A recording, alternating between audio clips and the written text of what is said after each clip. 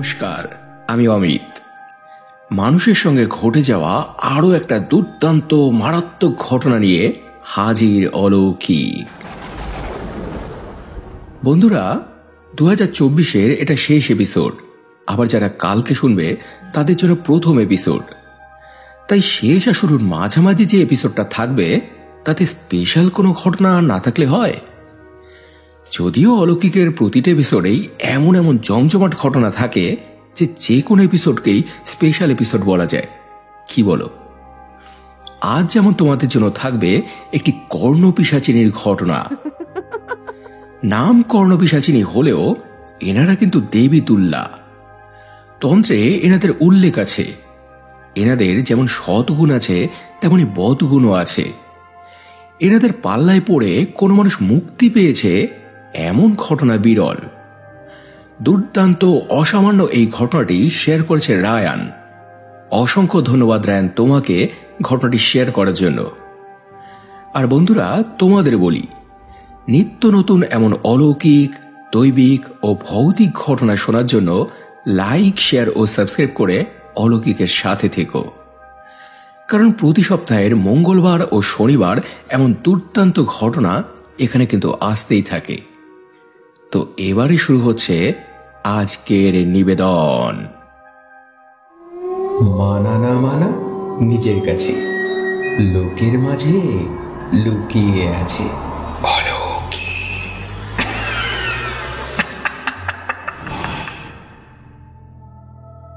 Hello Amit, আমি Ryan. পরিচয় তোমার বন্ধু।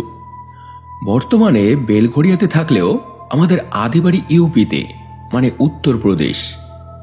ওখানে গেলে আমি অনেক রকম ঘটনা জানতে পারি। শেষবার যখন গিয়েছিলাম তখন আমার এক দাদার থেকে আমি এই ঘটনাটা শুনেছিলাম। ঘটনাটা কর্ণপিশাচিনীর। জানো কর্ণপিশাচিনী কি? কর্ণপিশাচিনী হল এক মারাত্মক শক্তি, কামাতুরা, ভবিষ্যৎ বক্তা, এক মহাশক্তিধর নারী মূর্তি। হিন্দু শাস্ত্রে এনাদের উল্লেখ আছে। সাধারণত এনাদের ডাকা হয় ভবিষ্যৎ জানার জন্য।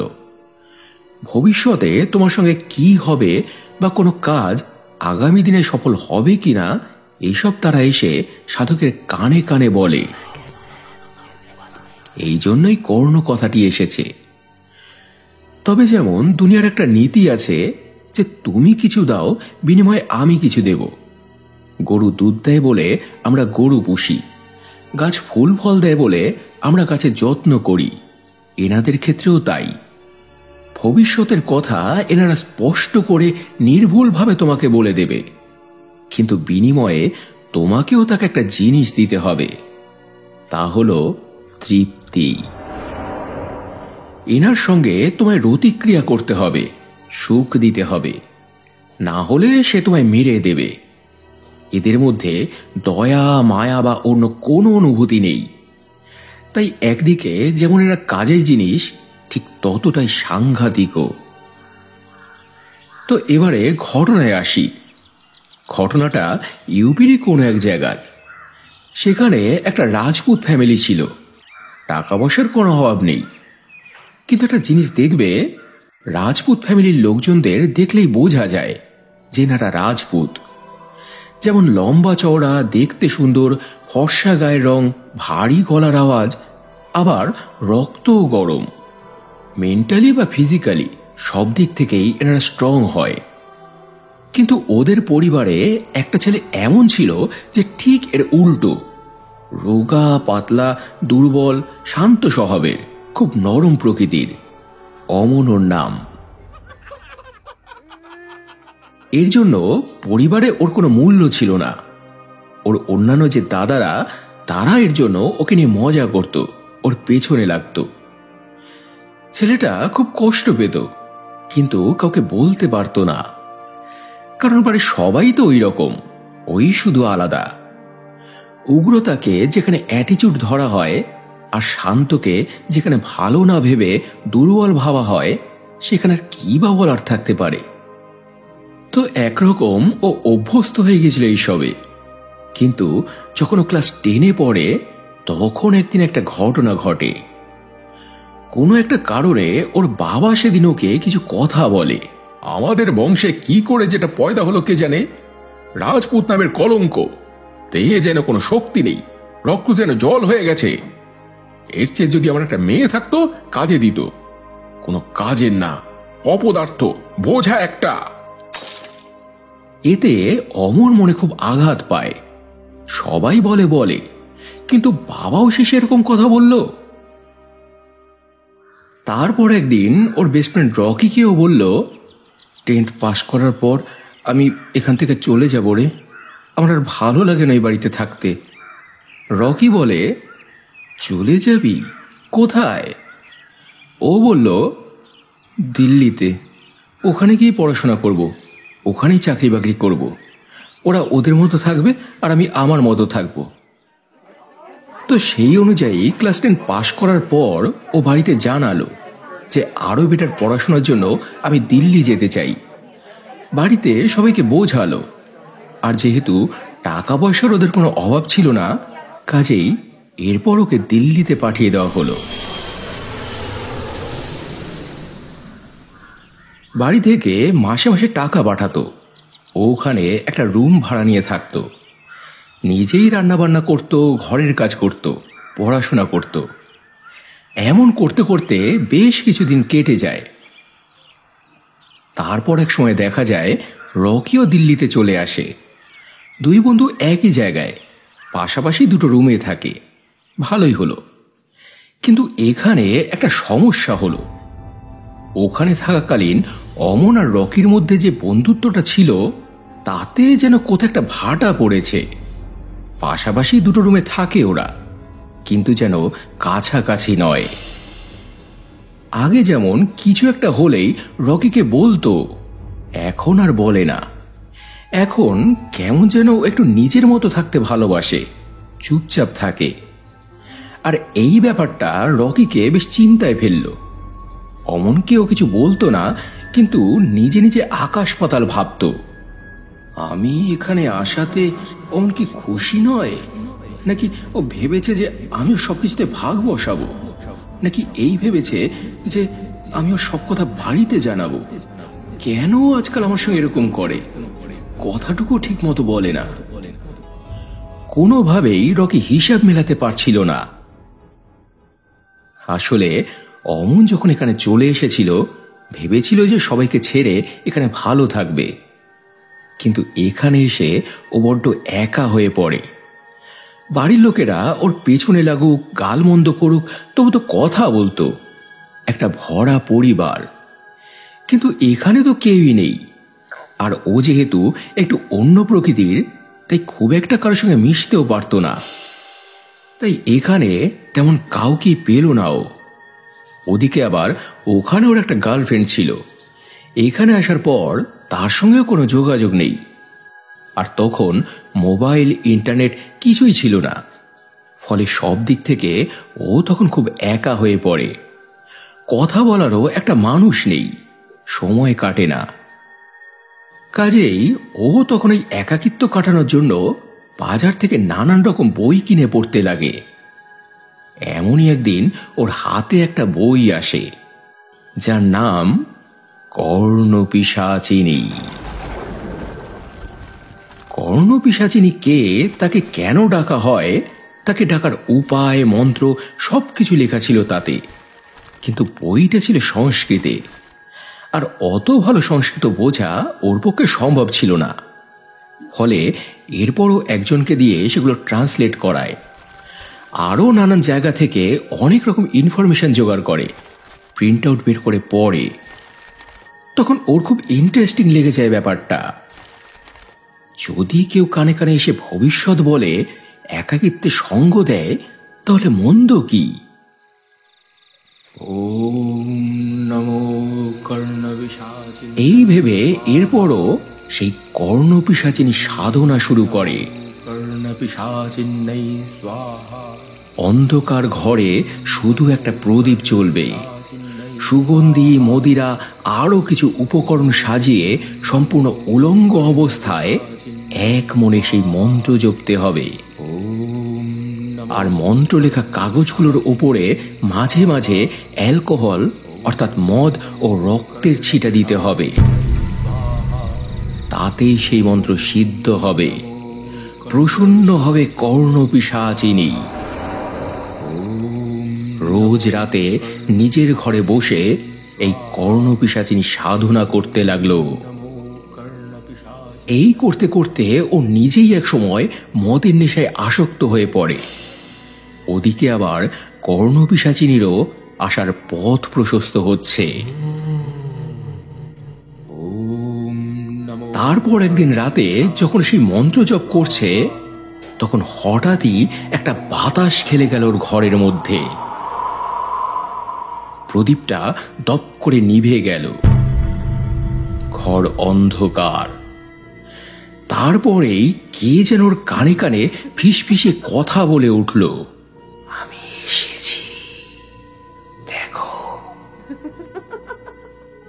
ও বুঝতে পারল যে ওর সাধনায় কাজ দিয়েছে, ওর পরিশ্রম সফল হয়েছে, কর্ণপিশাচিনী সত্যি এসেছে। তখনও বলল, আমি কি সারা জীবন এইরকমই থাকবো? আমার কি ভালো কিচ্ছু হবে না? পরিবারে কারোর ভালোবাসা পাবো না? যেটা ওর জীবনের একমাত্র আক্ষেপ, সে কথা ও কর্ণপিশাচিনীকে জানালো।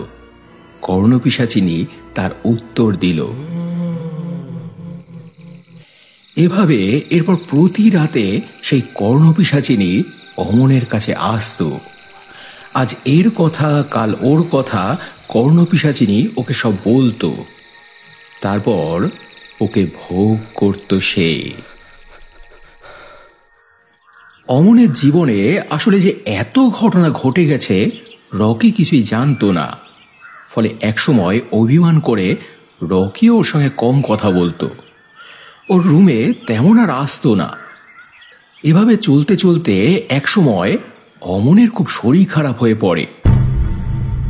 কারণ একদিকে সেই কর্ণপিশাচিনী প্রতি রাতে ওকে পুরো শুষে নিত, আর অন্যদিকে ও এত ড্রিঙ্ক করা শুরু করেছিল যে তখনকার দিনে 1 বছরে 70,000 টাকার শুধু মদের বিল হয়েছিল ওর।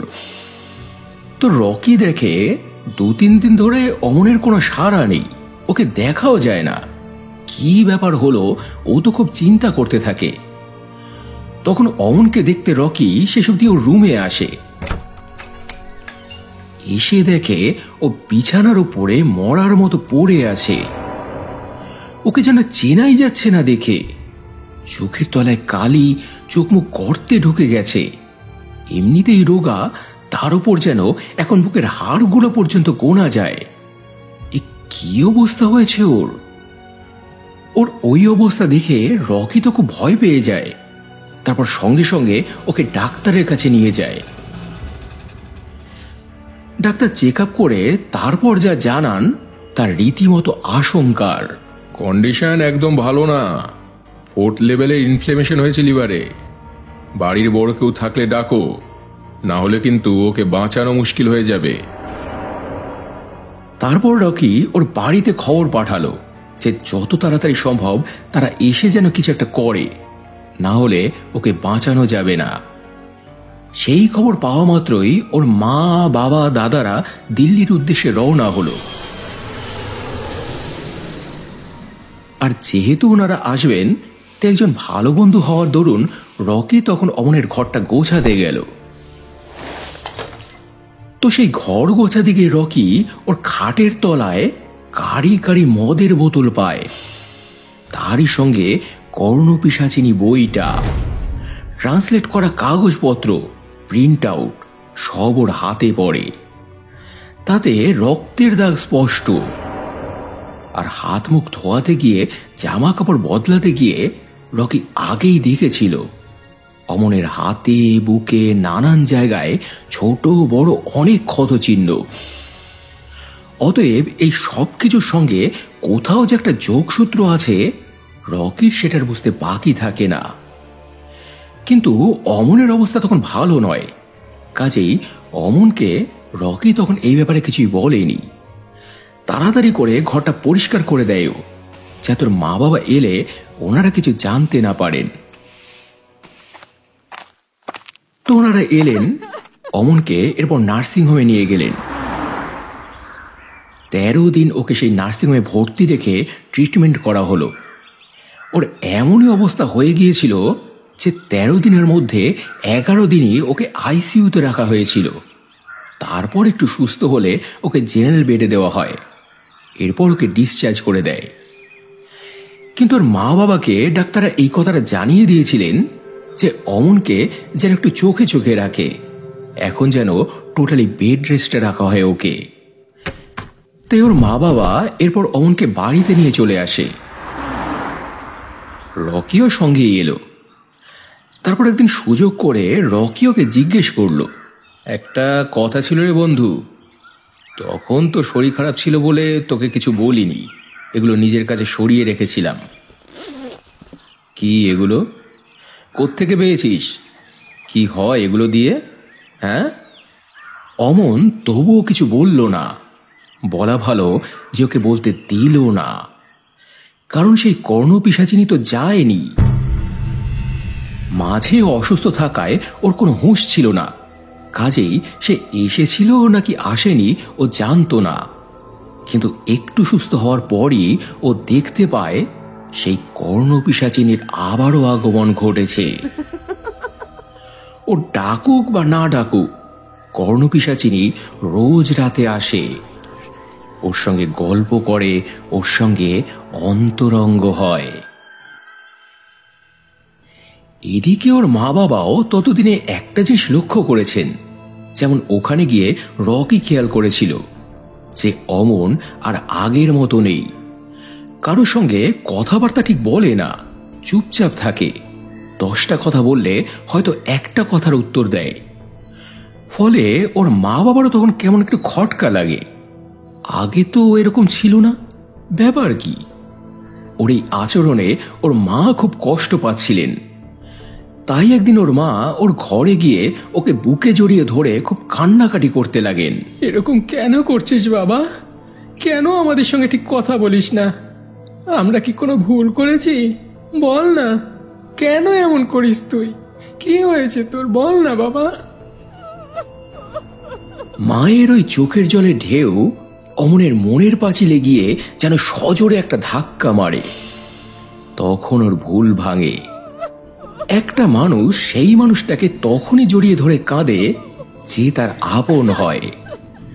সবাই যার পেছনে লাগে উল্টোপাল্টা বলে এটা সত্যি নয়।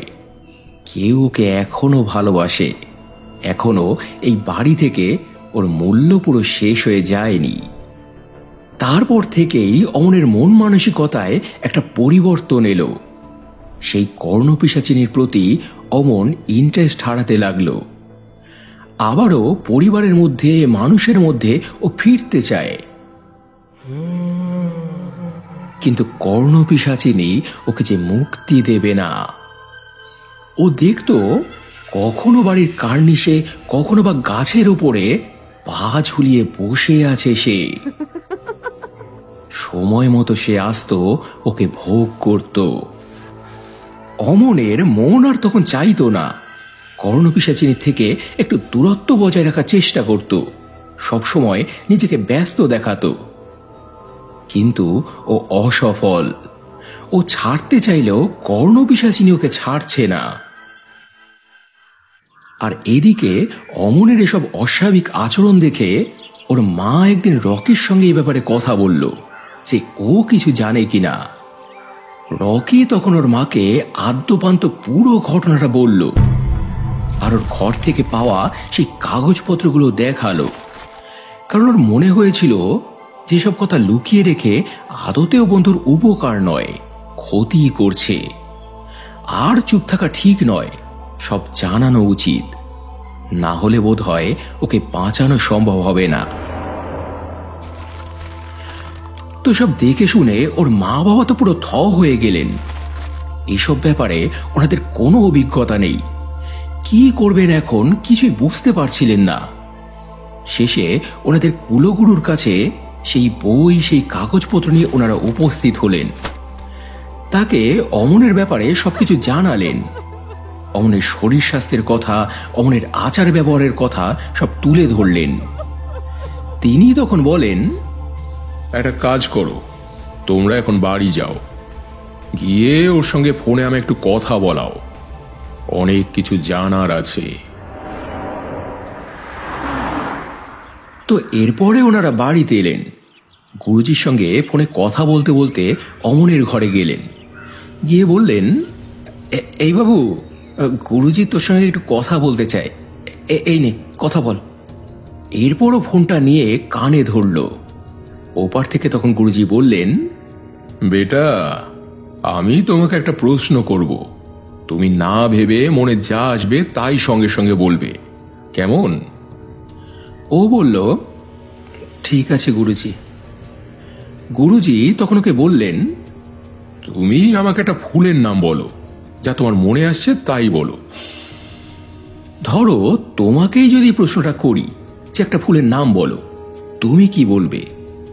জবা, পদ্ম, গোলাপ এইসবই কিছু একটা বলবে। কিন্তু ও কি বলেছিল জানো? পোস্ত ফুল। ফুলের নাম জিজ্ঞেস করলে নর্মালি কোনো মানুষের এই ফুলের নাম মাথায় আসবে না, কিন্তু ও তাই বলেছিল। গুরুজি তখন আর কোনো কথা বাড়ালেন না, বললেন, ঠিক আছে, দাও ফোনটা এবার মাকে দাও। তারপর উনি ওর মাকে বললেন, যা বোঝার আমার সব বোঝা হয়ে গিয়েছে। শোনো, আজ থেকে ঠিক 15 দিনের মাথায় আমি তোমাদের বাড়িতে আসব, আর এ কথা কাউকে কিন্তু জানাবে না, এমনকি ছেলে কেউ নয়। তো এর ঠিক 15 দিনের মাথায় একদিন সকালে উনি আর ওনার 6 জন শিষ্য, মোট 7 জন ওনাদের বাড়িতে এলেন। সঙ্গে বেশ কিছু পুজোর সামগ্রী, কলা গাছ, কলা পাতা, দুধ, দই, ঘি, অনেক কিছু। বললেন যে, মঙ্গল কামনায় তোমাদের বাড়িতে একটা পুজো হবে, একটা ওপরে একটা নিচে, সেই মতো জায়গাটা পরিষ্কার করো। তো এরপরে ওনারা সবকিছু সাজাতে গোছাতে লাগলেন। ঠাকুর ঘরে একটা যজ্ঞকুণ্ড বানিয়ে ওনার 3 জন শিষ্য সেখানে যজ্ঞ শুরু করলেন। আর ওদিকে গুরুজি আর তার আরো 3 জন শিষ্য অমনের ঘরের মেঝেতে ছক কেটে কিসব চিহ্ন এঁকে পাতিলেবু, হলুদের টুকরো এসব সাজিয়ে এরপর পুজোয় বসলেন। ওপর তলায় নিচ তলায় সমানভাবে চলছে মন্ত্রপাঠ। সারাটা বাড়ি গম গম করতে লাগলো পবিত্র মন্ত্রোচ্চারণে। দীর্ঘ প্রায় 7 ঘন্টা চলল এই পুজো পাঠ। দুপুর গড়িয়ে বিকেল হয়ে গেল। কেউ কিছু বুঝতে পারছে না যে পরটি কি ঘটনা ঘটতে চলেছে। তো এর পরেই একটা ঘটনা ঘটল। বাড়ির অন্যান্য লোকেরা কেউ কিন্তু দেখতে পাচ্ছে না, শুধু ওই গুরুজি আর তার 3 জন শিষ্য আর অমনি শুধু দেখতে পাচ্ছে। অমনের ঘরের মেঝেতে যেখানে পুজো হচ্ছে তার চারপাশে কার যেন রক্তমাখা পায়ের ছাপ পড়ছে। কে যেন হেঁটে বেড়াচ্ছে ওই ঘরের মধ্যে, তবে কাউকে কিন্তু দেখা যাচ্ছে না। ওনারাও মন্ত্রপাঠ চালিয়ে যাচ্ছেন, জিনিসটাও ওনাদের চারপাশে ঘুরছে। এমন করতে করতে একটা সময় দেখা গেল এবার সেই পায়ের ছাপ ঘন ঘন পড়ছে, যেন হাঁটতে হাঁটতে এবার সে দৌড়চ্ছে। সারাটা ঘরের মেঝে, এমনকি দেয়ালে, সিলিংয়ে পর্যন্ত সেই রক্তমাখা পায়ের ছাপ পড়ছে। ওনারা কেউ তবু থামছেন না, সমান তালে মন্ত্রপাঠ চালিয়ে যাচ্ছেন। সারাটা ঘরময় দৌড়ে বেড়াচ্ছে জিনিসটা।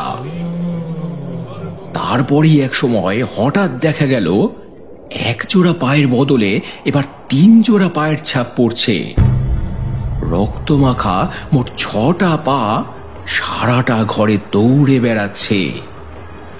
মেঝে থেকে দেয়াল, দেয়াল থেকে সিলিং, সব দিকে। পুজোর ওখানে জ্বলা প্রদীপের শিখাটা তখন জোরে জোরে দুলছে। এমন করতে করতে হঠাৎ দেখা গেল লম্বা একটা রক্তের দাগ দেয়াল থেকে ক্রমশ ঘরের খোলা জানলাটার দিকে চলে গেল। হাতে পায়ে রক্ত মাখানো কোনো মানুষকে টেনে হিচড়ে নিয়ে গেলে মেঝেতে যেমন রক্তের ছাপ পড়ে, ঠিক ওই রকম ছাপ দেখা গেল। মনে হলো যেন সেই কর্ণপিশাচিনীকে কারা দুজন টেনে হিচড়ে বের করে নিয়ে গেল বাড়ি থেকে, অমনের জীবন থেকে। গুরুজি এরপর পুজো সমাপ্ত করলেন, বললেন,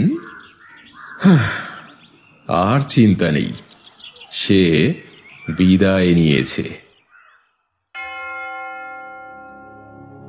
তো এই ছিল বন্ধুরা আজকের ঘটনা। কি মনে দাগ কেটে গেল তো? তাহলে শুধু নিজেরা কেন, শেয়ার করে বন্ধুদের, আত্মীয় স্বজনদের সবার শোনার সুযোগ করে দাও। আর ঘটনা সম্বন্ধে তোমাদের যদি কোনো মতামত থাকে কমেন্টে জানিও। আর এমন ঘটনা যদি তোমাদের কাছেও থাকে আর তোমরা এখানে শোনাতে চাও, তাহলে ডেসক্রিপশনে দেওয়া এই নাম্বারে আমাকে হোয়াটসঅ্যাপ করে দাও। যদি লিখতে পারো তো লিখে, না হলে ভয়েস মেসেজ করে বলতে পারো। তো এবারে গত এপিসোডে পিঙ্কি ঘড়ি কমেন্ট করেছে, অমিত ভাই, অলৌকিক ঘটনা আমার এখন রোজ ঘুমের ওষুধের মতো কাজ করে। জলিদে লিখেছে, খুব ভালো ঘটনাটা দাদা, অনেকক্ষণ ওয়েট করেছিলাম, তারপর খুব খুশি হলাম। মনীষা কাকিমা লিখেছে, মর্মান্তিক ঘটনাটা খুব ভালো। অজন্তা ঘড়ি লিখেছে, ঘটনাটা শুনে গায়ে কাটা দিয়ে গেল, অসাধারণ একটা ঘটনা। গোপাল লিখেছে, সত্যি অসাধারণ, বিশেষ করে অসাধারণ হয়েছে তোমার উপস্থাপনার জন্য। সৌরভ বার লিখেছে, কি অসাধারণ বলার ধরন, গ্রেট ভাই। অমিতা জেঠিমা লিখেছে, দারুণ একটা ঘটনা শুনলাম, চালিয়ে যাও। দামিনী পাল লিখেছে, একটা ঘটনার মধ্যেই নেগেটিভ পজিটিভ দুটো শক্তিরই উল্লেখ আছে, খুব সুন্দর, হনুমানজির নাম নিলে সত্যি কাজ হয়। পূজা দাস লিখেছে, সত্যি দুর্দান্ত। এছাড়াও কমেন্ট করেছ Krishna Haldar, Sohel SK, MD Manju, Shiv movies, Chandan, Anwesha, Mithun Pal, গীতাদি, বিভাস দাস, পূজা দাস, মায়াদি সহ অসংখ্য অসংখ্য প্রিয় বন্ধুরা, তোমাদের প্রত্যেককেই অসংখ্য অসংখ্য ধন্যবাদ আর বুক ভরা ভালোবাসা জানিয়ে আজকের এপিসোড এখানে শেষ করছি বন্ধুরা। আবার দেখা হবে শনিবার আরও একটা জমজমাট অলৌকিক এপিসোড নিয়ে। সবাই খুব ভালো থেকো এবং ভালোবাসা নিও। ধন্যবাদ।